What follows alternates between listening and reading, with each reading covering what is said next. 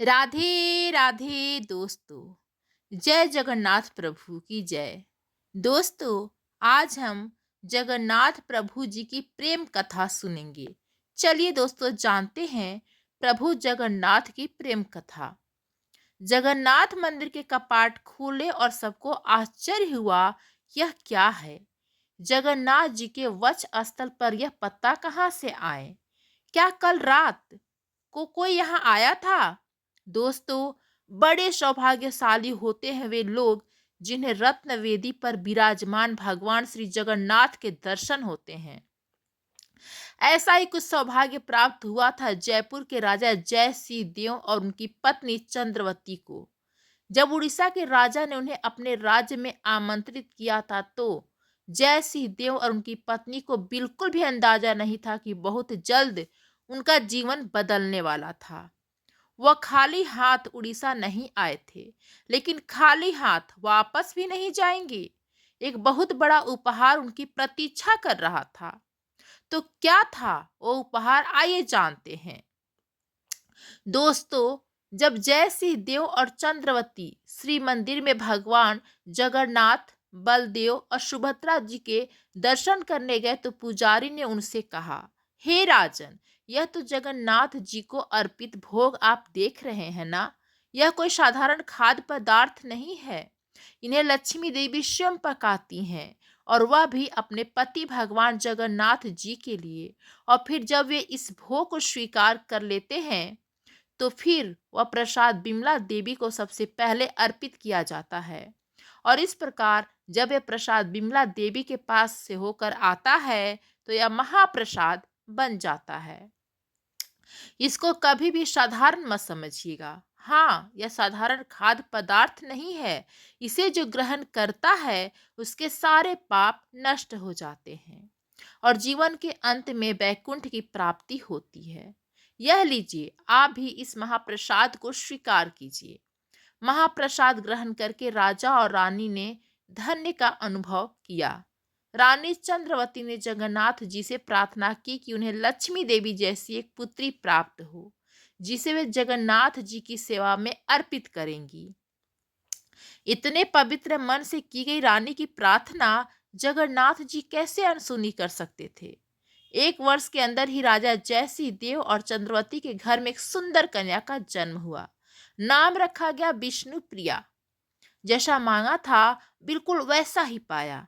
यह कन्या साक्षात लक्ष्मी देवी जैसी लग रही थी। जब भी उसे कोई देखता तो देखता ही रह जाता था। सिर्फ सुंदरता नहीं, गुण और चरित्र में भी राजकुमारी का कोई जवाब नहीं था। दिन और रात का चक्र समय की लहरों पर बीतता चला गया। राजकुमारी बड़ी होने लगी। एक समय रानी चंद्रवती अत्यंत बीमार हो गई। अनेकों वैद्य और चिकित्सक आए, इलाज किया, लेकिन रानी की शारीरिक स्थिति दिन ब दिन खराब होती जा रही थी। ऐसे समय में राजकुमारी विष्णुप्रिया ने अपनी माता की सेवा करने में कोई कसर नहीं छोड़ी। दिन रात वह उन्हीं के साथ बिताती।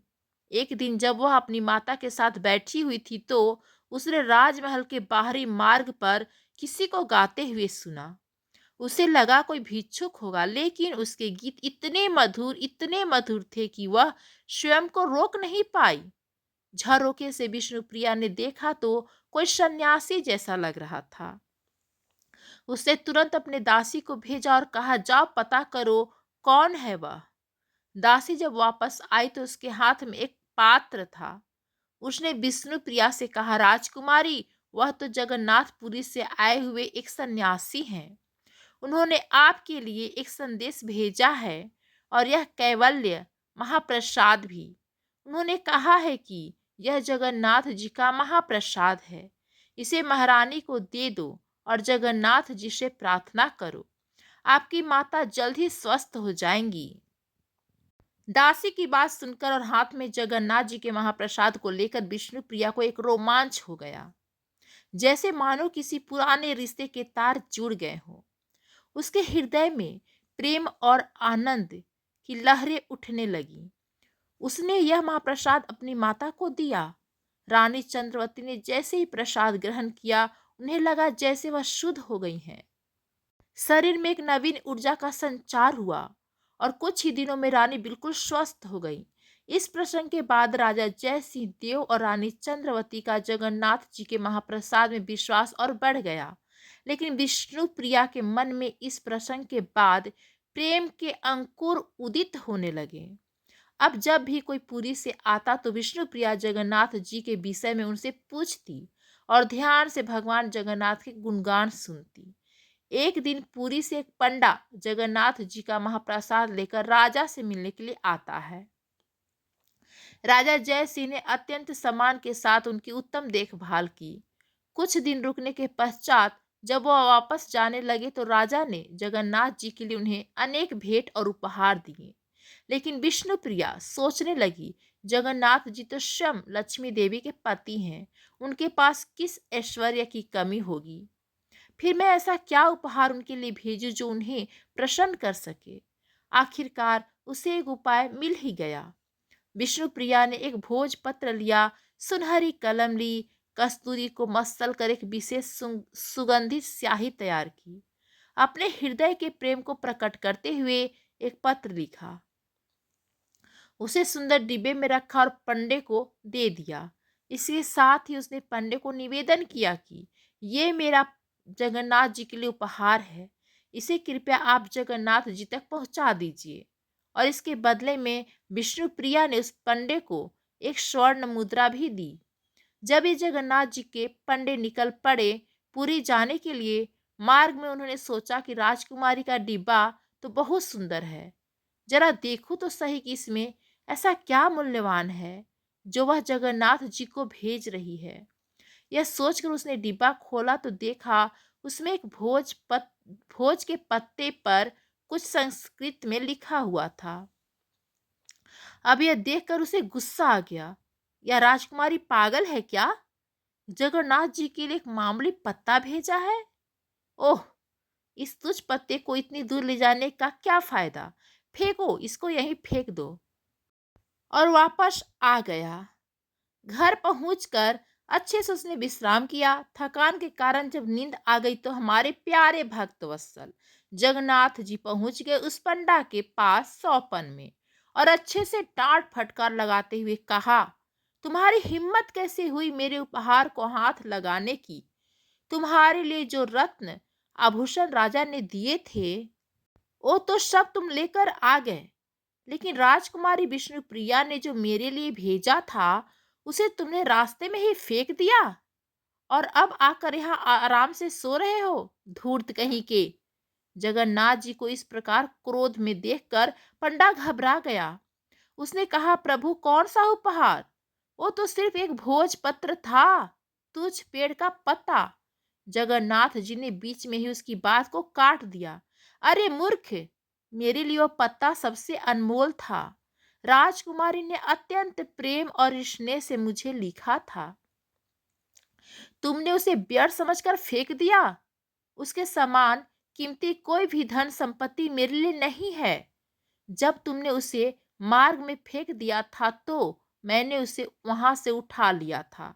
अब कल मेरे मंदिर में आकर तुम स्वयं देखना, वो मेरे पास मिलेगा तुम्हें। इतना कहकर जगन्नाथ जी अदृश्य हो गए। वो पंडा घबरा गया। अगले दिन प्रातःकाल वह अपने शौपन की सच्चाई जानने के लिए मंदिर में गया। जब मंदिर के कपाट खुले तो सभी लोग हैरान रह गए। उन्होंने देखा कि जगन्नाथ जी के वक्ष स्थल पर कुछ पत्ते जैसा लटक रहा था। सभी लोग अपने अपने तर्क लगाने लगे कि यह क्या हो सकता है। आखिर वह पंडा मुख्य पुजारी के पास गया और उसे सारा वृतांत कह सुनाया कि किस प्रकार राजकुमारी विष्णुप्रिया का भेजा हुआ पत्र जगन्नाथ जी स्वयं अपने पास ले आए थे। यह सुनकर पुजारी ने मन में सोचा कि यह तो एक सामान्य पत्ते का टुकड़ा लग रहा है, इसका क्या मूल्य हो सकता है। यह सोचते हुए उसने ध्यानपूर्वक उस पत्ते को वेदी से उठाया और उसे खोलकर देखा तो उसमें एक सुंदर संस्कृत का श्लोक लिखा हुआ था, जिसमें राजकुमारी ने अपने मन की बात जगन्नाथ जी से कही थी। और उस श्लोक का अर्थ था कि हे प्रभु, क्षीर क्षेत्र जो भी आता है वह कुछ न कुछ उपहार लेकर आता है। मैंने भी सोचा कि मेरे प्रेम की निशानी के रूप में मुझे भी आपको कुछ देना चाहिए, किंतु मैं क्या दे सकती हूँ? आप तो स्वयं क्षीर सागर में शयन करते हैं, जो समस्त रत्नों का भंडार है। आपकी पत्नी स्वयं लक्ष्मी देवी हैं, जिनकी कृपा से लोग समस्त धन संपत्ति प्राप्त करते हैं। आखिर अनेक बार सोचने पर मैंने निर्णय लिया कि जब आप वृंदावन से प्रस्थान करके मथुरा चले गए थे, तो उस समय वृंदावन की गोपियों ने आपका मन चुरा लिया था। इसलिए मैं आपको अपना मन दे रही हूँ। कृपया अपने चरण कमल में मेरे मन को स्वीकार कीजिए। वहां उपस्थित सभी ने इस पत्र को पढ़ा तो उनकी आंखों से प्रेम के अश्रु प्रवाहित होने लगे और राजकुमारी को उन्होंने प्रणाम किया। तो दोस्तों, ये थी प्रभु जगन्नाथ की और विष्णुप्रिया, राजकुमारी विष्णुप्रिया की प्रेम कथा। आप सभी को कैसी लगी कमेंट्स करके ज़रूर बताइए। यदि पसंद आया तो हमारे चैनल को like, comment, share and subscribe ज़रूर कर दीजिए। धन्यवाद दोस्तों।